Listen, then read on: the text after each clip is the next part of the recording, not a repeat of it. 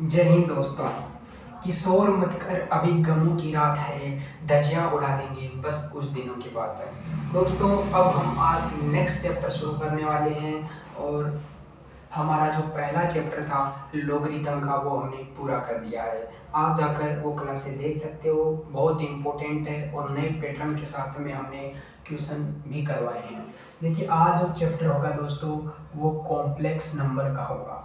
किस चैप्टर होगा? Complex number का होगा दोस्तों। और हमारी जो कक्षाएं हैं वो 5 से 6 कक्षाएं यहाँ पर होने जाएगी। कॉम्प्लेक्स नंबर को बात करें तो इन्हीं को बोलते हैं सम्मिश्र संख्याएं दोस्तों। सम्मिश्र संख्याएं हम इनको बोलते हैं।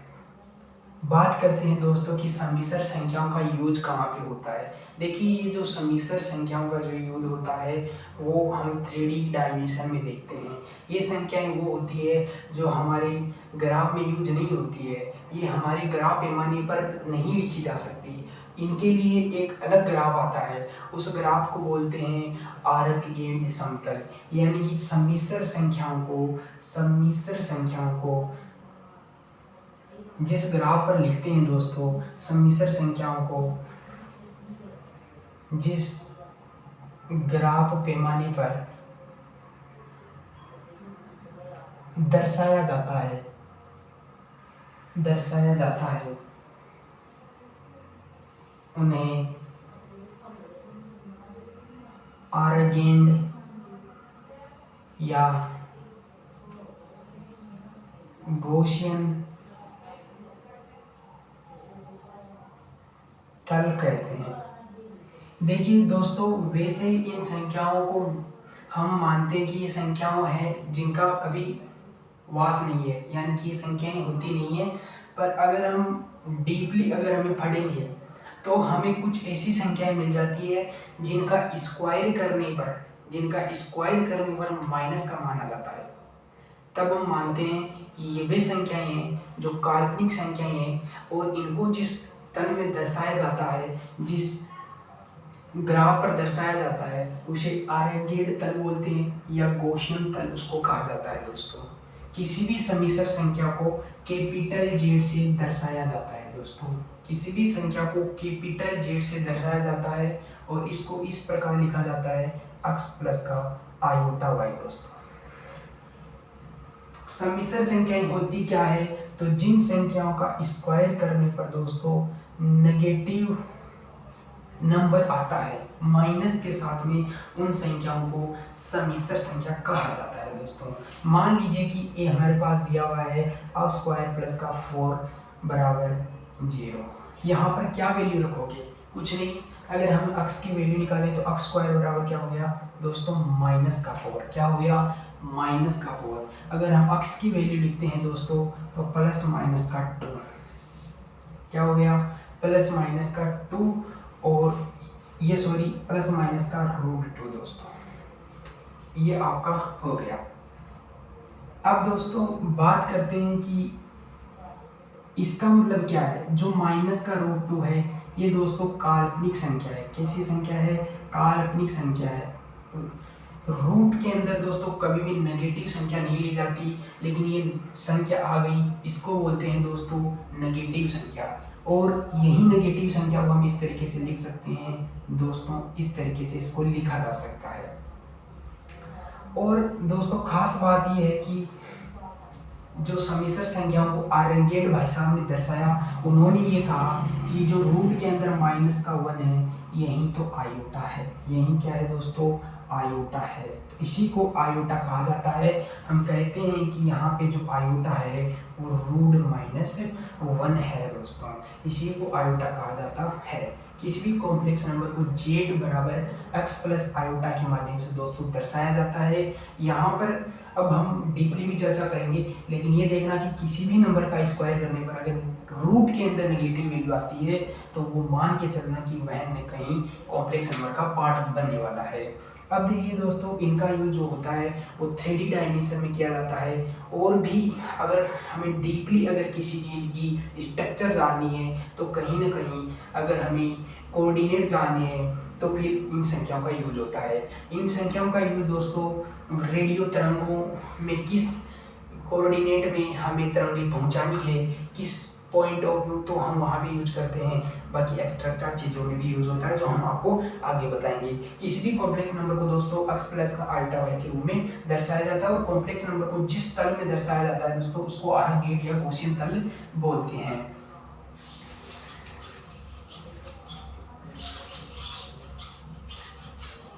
अब दोस्तों मैंने आपको कहा कि जो जेड है दोस्तों वो x प्लस का आयोटा y है, और मैंने कहा कि जो आयोटा है दोस्तों वो रूट के अंदर माइनस का 1 होता है। क्लियर? तो ये कोई आपका समिश्र संख्या है दोस्तों, ये समिश्र संख्याएं हैं, समिश्र संख्या है। अगर हम बात करें कि जो x है वो क्या है, तो इसको बोलते हैं समिश्र संख्या का रियल पार्ट दोस्तों, इसको बोलते हैं real part of complex number दोस्तों। और जो आयोटा के साथ में जो आता है दोस्तों उसको बोलते हैं imaginary part of complex number, imaginary part of complex number, यानी कि इसको बोलते हैं काल्पनिक भाग, और इसको बोलते हैं दोस्तों वास्तविक भाग। किसी भी समिश्र संख्या को हम z बराबर x प्लस आयोटा y की फॉर्म में लिखते हैं, और उसको जो आयोटा के साथ में होता है उसको इमेजिनरी पार्ट बोला जाता है, और जो आयोटा के अलावा जो पार्ट रहता है दोस्तों उसको रियल पार्ट बोला जाता है। अच्छा, अब देखिए इसी के आधार पर हम क्या करते हैं, कॉम्प्लेक्स नंबर को 3 भागों में बांटते हैं। तो यहाँ पे लिख सकते हैं complex number type. Number 1 type पर होता है दोस्तों pure real complex number. Pure real complex का मतलब होता है दोस्तों शुद्ध वास्तविक समिश्र संख्या। प्योर रियल कॉम्प्लेक्स का मतलब होता है दोस्तों शुद्ध वास्तविक समिश्र संख्या। इसका मतलब है कि इसमें जो आयोटा वाला पार्ट होता है, आयोटा वाला पार्ट क्या होता है दोस्तों, वाला पार्ट क्या होता है, 0 होता है। मान लीजिए कि मैं कोई कॉम्प्लेक्स नंबर ले रहा हूँ z बराबर 4 प्लस का 0 आयोटा, तो आयोटा वाला पार्ट हम 0 आयोटा लिख सकते हैं क्योंकि 0 ही तो है, तो z बराबर 4। मैं लिख सकता हूँ z बराबर माइनस का 2। ठीक है, ये कॉम्प्लेक्स नंबर ही है दोस्तों, लेकिन ये कौन सी है, प्योर, क्योंकि इसमें आयोटा वाला पार्ट क्या है, 0। अब देखो दोस्तों जो कॉम्प्लेक्स नंबर है वो माइनस का 2 भी है, और -2 एक पूर्णांक संख्या भी होती है। तो कहीं ना कहीं जो कॉम्प्लेक्स नंबर होता है दोस्तों वो सबसे बड़ी संख्या है, यानी कि सभी संख्याएं इसके अंदर आती है। चाहे से वो नेचुरल नंबर ले लो, नेचुरल नंबर आ गया, अगर हम पूर्णांक नंबर ले रहे हैं तो पूर्णांक इंटीजर भी आ रहा है दोस्तों, और इसके अंदर रियल नंबर भी आ सकता है। और कॉम्प्लेक्स नंबर तो पूरी संख्याओं का क्या होता है, समुच्चय होता है, उप समुच्चय होता है, अर्थात सभी संख्याओं इस संख्या में मिलती है। तो हम कह सकते हैं कि जो कॉम्प्लेक्स नंबर होता है वो सभी संख्या का क्या होता है दोस्तों, उप समुच्चय होता है। तो नंबर 1 पार्ट हमने देखा किसी भी कॉम्प्लेक्स नंबर को कि हम इसको 3 टाइप में हम इसको बांट सकते हैं, जिनमें पहला टाइप है प्योर रियल कॉम्प्लेक्स नंबर, जिसमें आयोटा वाला पार्ट दोस्तों 0 हो जाता है। जैसे हमने 0 बराबर 4 आए, z बराबर 4 लिखा, z बराबर -2 लिखा। अब दोस्तों हम दूसरा लेते हैं दोस्तों, दूसरे को बोलते हैं प्योर इमेजिनरी कॉम्प्लेक्स नंबर, यानी कि दोस्तों शुद्ध काल्पनिक समिश्र संख्या। शुद्ध काल्पनिक समिश्र संख्या का मतलब होता है जिसमें इसमें जो अक्ष होता है वो 0 होता है, यानी कि हम कह सकते हैं कि जो रियल पार्ट होता है, रियल पार्ट दोस्तों वो आपका क्या होता है, 0 होता है। जैसे अक्ष z बराबर दोस्तों -4 आयोटा, z बराबर दोस्तों -2 आयोटा। तो इसमें देख रहे हैं कि जो रियल पार्ट था, जो आयोटा के अलावा जो पार्ट था वो यहाँ पे 0 है। इसको क्या लिख सकता हूँ, 0 -4 आयोटा लिख सकता हूँ। तो कहीं ना कहीं रियल पार्ट इसमें 0 है, इमेजिनरी पार्ट -4 है दोस्तों। तो ये क्या हुआ आपका रियल इमेजिनरी कॉम्प्लेक्स नंबर। ठीक है, तो एक यहाँ से भी क्वेश्चन बनता है जो हम आगे करवाएंगे कि किस तरीके से इनसे भी क्वेश्चन बन जाता है। नंबर 3 पर आता है दोस्तों pure complex number. Pure complex number दोस्तों, प्योर जो कॉम्प्लेक्स नंबर होता है उसका मतलब होता है शुद्ध सम्मिश्र संख्या। शुद्ध सम्मिश्र संख्या का मतलब होता है दोस्तों जिसमें जो अक्स है, जो रियल पार्ट होता है, रियल पार्ट और नॉट इक्वल टू 0, और जो इमेजिनरी पार्ट होता है आयोटा वाला पार्ट वो भी क्या नहीं हो, 0 नहीं हो, अर्थात काल्पनिक भाग भी क्या नहीं हो दोस्तों, 0 नहीं हो। अर्थात एक एग्जांपल लेते हैं कि z बराबर 2 प्लस का 3 आयोटा, z बराबर -2 प्लस का 3 आयोटा। तो इस तरीके से देख सकते हो कि इसमें रियल पार्ट भी 0 नहीं है, इमेजिनरी पार्ट भी 0 नहीं है। तो ये कैसा नंबर हो गया, प्योर कॉम्प्लेक्स नंबर। प्योर क्या हो गया, कॉम्प्लेक्स नंबर हो गया दोस्तों। अब देखो कोई भी इंटीजर होती है दोस्तों, किसी भी इंटीजर को बोलते हैं, इसको w से रिप्रेजेंट किया जाता है। ये -इंफिनिटी से लेकर आपका +इंफिनिटी आता है, लेकिन इसमें पॉइंटों वाली संख्या नहीं आती है, जैसे -2, -1, 0, 1, 2, है ना। ऐसे ही नेचुरल नंबर होते हैं दोस्तों जो 1 से शुरू होते हैं और इंफिनिटी तक चले जाते हैं, पॉइंट वाली संख्या नहीं आएगी, प्योर नंबर आएगा। ऐसे ही दोस्तों पूर्ण संख्याएं होती है, पूर्ण संख्याओं में 0 शामिल होता है, ऐसे चलकर इंफिनिटी तक जा सकती है। तो हम देख सकते हैं कि पूर्णांक संख्या -2, -1 होती है, जो हमने देख लिया। नेचुरल नंबर भी इसी में आते हैं, पूर्ण नंबर भी इसी में आते हैं। मैंने कहा कि 0 प्लस का 0 आयोटा, तो कहीं ना कहीं 0 शामिल है, तो ये क्या हो गई, पूर्ण संख्याएं भी आ गई। ऐसे ही अगर मैंने कहा z बराबर 1, तो कहीं ना कहीं कोई कॉम्प्लेक्स नंबर क्या बढ़ गई, नेचुरल नंबर भी बढ़ गई। और ऐसे ही मैंने कर दिया -1, तो ये क्या बढ़ गया, आपकी पूर्ण संख्या भी बढ़ गई। तो कॉम्प्लेक्स नंबर जो होता है दोस्तों उसके अंदर ये सभी संख्याएं आ सकती है, पूर्ण संख्याएं, प्राकृत संख्याएं या पूर्णांक संख्याएं। और रियल नंबर कोई भी आ सकता है, जैसे मैं कहूँ कि z बराबर -1/2 आयोटा, कुछ भी आ सकता है, इसमें पॉइंटों वाली संख्याएं भी आ सकती है दोस्तों। तो इस तरीके से हमने इसके पार्ट देखे, एक एग्जाम्पल के लिए एग्जाम में आया हुआ।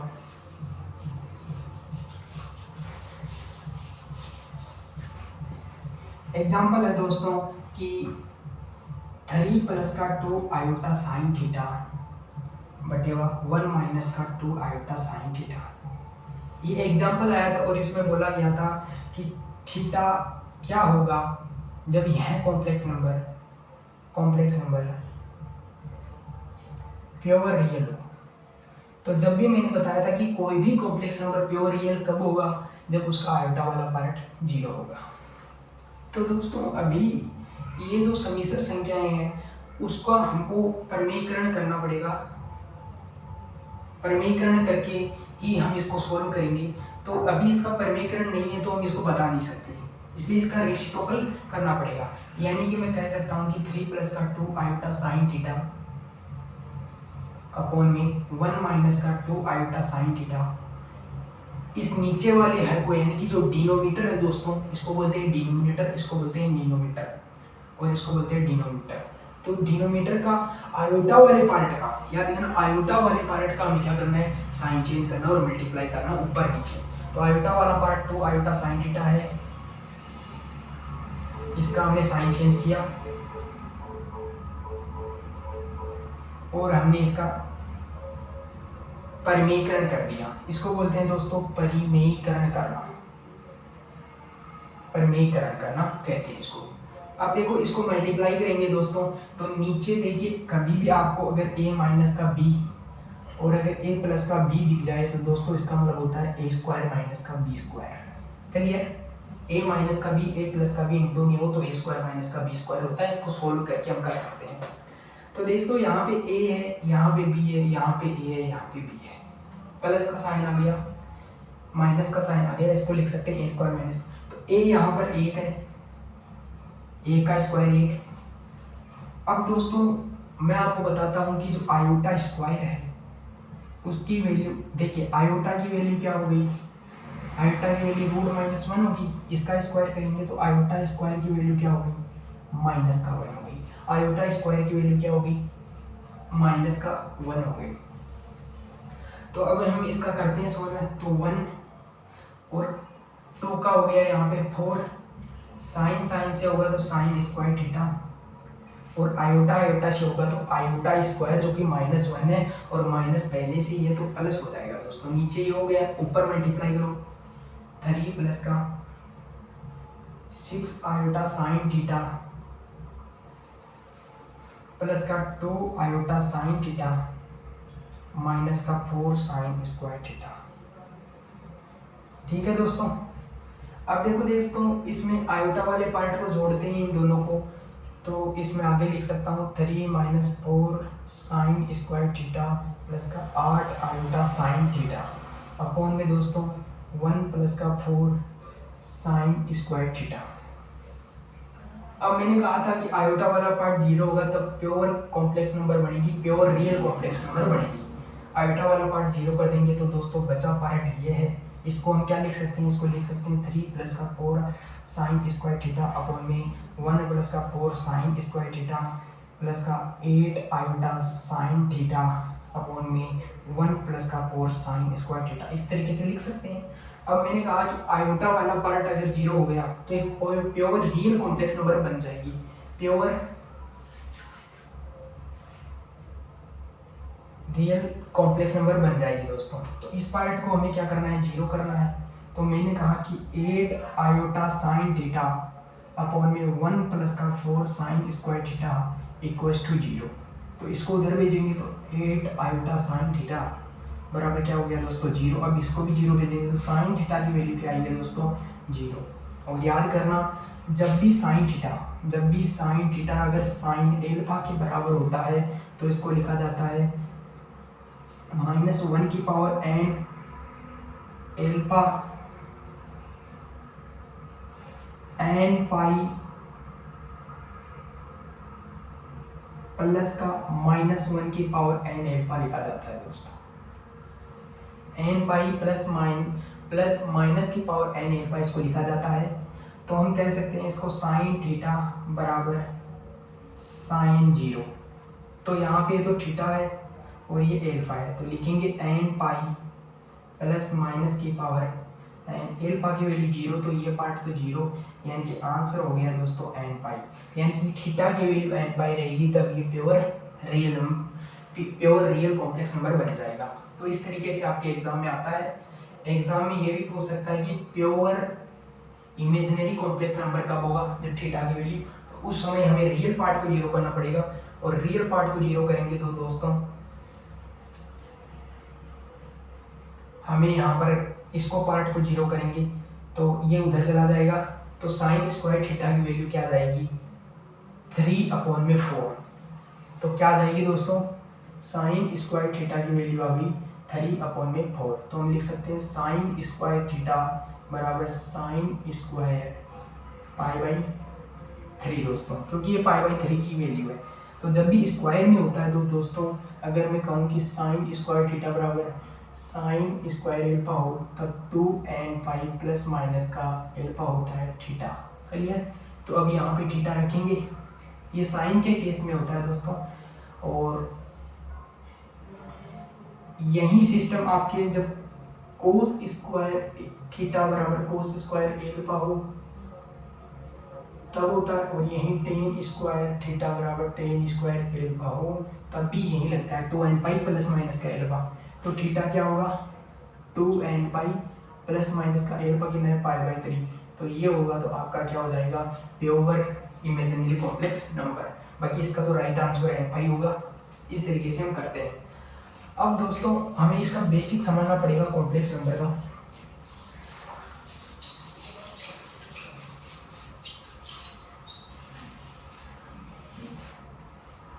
तो दोस्तों देखिए मैंने बताया था कि आयोटा की ये क्या होता है, -1। अगर इसका स्क्वायर करेंगे तो आयोटा स्क्वायर की वैल्यू क्या आ गई दोस्तों, -1।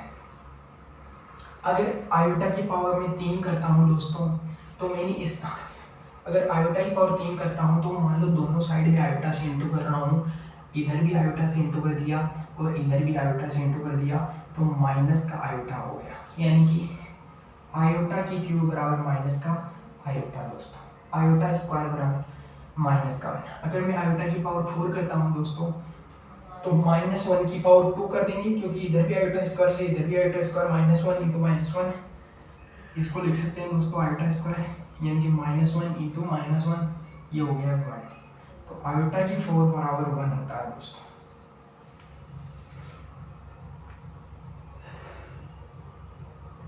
क्लियर दोस्तों। अगर मैं आपको कहूँ कि आयोटा की पावर 1 प्लस आयोटा की पावर 2 प्लस आयोटा की पावर 3 प्लस आयोटा की पावर 4 का मान क्या होगा, तो आप बोलेंगे कि आयोटा आयोटा ही रह जाएगा। आयोटा की पावर 1 की पावर क्या होता है, किसी की भी पावर 1 हो तो वही संख्या होती है। आयोटा स्क्वायर की वैल्यू माइनस का 1 आई है दोस्तों, आयोटा क्यूब की माइनस का आयोटा ही है, और आयोटा की पावर 4 की वैल्यू क्या आती है दोस्तों, 1 आती है। तो देखिए -1 से 1 कैंसिल, माइनस आयोटा से आयोटा कैंसिल, यानी कि 0। तो आप एक मेथड लिख लीजिए, आप एक मेथड लिख लीजिए कि आयोटा की पावर n प्लस का आयोटा की पावर n प्लस 1 प्लस का आयोटा की power n plus 2 plus iota की power n plus 3 equals to 0, यानी कि आयोटा की पावर लगातार 4 बार आई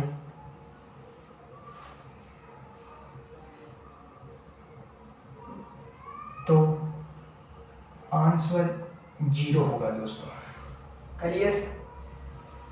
अब एक एग्जांपल और लिखिए दोस्तों, मैं कहूँ कि अगर n की वैल्यू 1 से 12 तक है और आयोटा की पावर n प्लस का आयोटा की पावर n प्लस 1 है, हमें इसमें लगाना है क्या मान आएगा दोस्तों इसका। तो सबसे पहले हम आयोटा की पावर n समेसन n बराबर 1 लिख सकते हैं 12 से, और फिर हम समेसन लगा सकते हैं n बराबर 1 से 12 और आयोटा की पावर n प्लस 1। अगर इसमें लिखते हैं दोस्तों तो हमें पता है कि अब देखो दोस्तों इसमें लिख रहा हूँ तो हो गया आयोटा 1 आयोटा 2 ऐसे लेकर आयोटा की पावर 12 तक जा रहा है। अब देखिए दोस्तों 4 के पेयर में क्या आता है, 0 आता है, 4 तक 0 आया, फिर अगली 4 का 0 हो गया, फिर अगली 4 का 0 हो गया, तो इसका तो आंसर दोस्तों 0 आ गया। अब बचा ये पार्ट का अगर देखेंगे तो 1 रखेंगे तो आयोटा 2 हो जाएगा, पहली संख्या यहाँ पे आयोटा 2 नीचेगी, फिर आयोटा 3 बचेगी, ऐसे करके आयोटा जब 12 लिखेंगे तो ये 13 आ जाएगी दोस्तों। तो हम कहेंगे कि 2 3 4 5 जिसकी पावर है वो 0, फिर हम ये कहेंगे 6 7 8 9 0 10 11 12, और दोस्तों जो 13 है, यानी कि अगर मैं 2 रखता हूँ तो 2 फिर 3 आयोटा की पावर फिर 4 आयोटा की पावर 13 तक ये जा रहा है। तो 2 3 4 5 का मान 0, 6 7 8 9 का 0, 10 11 12 13 का मान 0। तो दोस्तों इसका जो आंसर होगा वो आपका हो जाएगा 0। इसका पूरे का ही आंसर 0 हो गया, क्योंकि इस पार्ट का भी 0 इस पार्ट का भी आप देख सकते हो 0 हो गया। अब दोस्तों जब भी मान लीजिए कि अगर मैं कहूँ root A into root B, अगर ए बी दोस्तों ए बी अगर दोनों ही पॉजिटिव हो तो इसका मल्टीप्लाई दोस्तों रूट ए बी लिखा जा सकता है। अगर मान लीजिए कि root A into root B, ए या बी में से कोई एक निगेटिव हो तो दोस्तों इसका मान होता है माइनस का रूट ए बी। और एक एग्जांपल लेते हैं कि रूट 2 इंटू रूट 3 इनको मल्टीप्लाई करेंगे तो ये तो दोनों ही पॉजिटिव है तो रूट 6 हो जाएगा। इसमें एक एग्जांपल लेते हैं कि रूट -2 इंटू रूट 3 मल्टीप्लाई में करेंगे तो इस फॉर्म में लिखेंगे रूट माइनस ए बी, तो इसका आंसर होगा दोस्तों root -2 cross 3 equals to root -6। ऐसे ही अगर तीसरी फॉर्म आती है दोस्तों root A into root B, अगर ए व बी दोनों ही दोनों ही निगेटिव हो तो दोस्तों इसकी जो वैल्यू आती है वो माइनस का रूट ए बी आती है। इसकी वैल्यू क्या होगी? माइनस का। फॉर एग्जाम्पल रूट 2 माइनस का 2 एंड रूट माइनस का 2, ये क्या हो जाएगा? माइनस का 2। इसका करेंगे तो 4 का रूट क्या होगा? 2 माइनस का 2। कैसे हुआ? तो देखिए दोस्तों, इसको लिखा रूट 2, इसको भी लिखा रूट 2, इसको लिखा -1, इसको लिखा -1। ये क्या है? आयोटा। ये भी क्या है? आयोटा। रूट 2 को रूट 2 से करेंगे तो 2 इंटू आयोटा आयोटा स्क्वायर, और आयोटा स्क्वायर का -1। तो इस तरीके से आपका आंसर हो गया। तो ये थे, आपको थ्योरम याद रखनी है। इस थ्योरम से भी कभी 100 एयरफोर्स की, नेवी की एग्जाम में डायरेक्ट पूछा जाता है।